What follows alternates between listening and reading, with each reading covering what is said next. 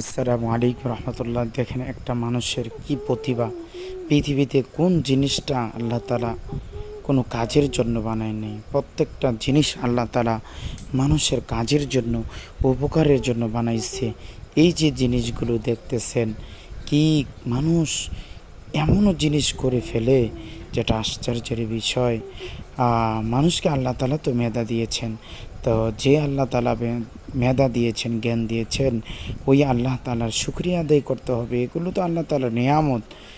আর আমরা মনে করি মানুষ সব কিছু করতে আসছে, আল্লাহ তালা কিছু করেন না, অথচ আল্লাহ তালাই সব কিছু করেন। আল্লাহ তালা ছাড়া আমরা কোনো দিন কোনো কিছু করতে পারবো না, এক সেকেন্ডও বাঁচতেও পারবো না, এক সেকেন্ড আগে পিছনে মরতেও পারবো না। আল্লাহ তালা সব কিছু করেনেওয়ালা জাত।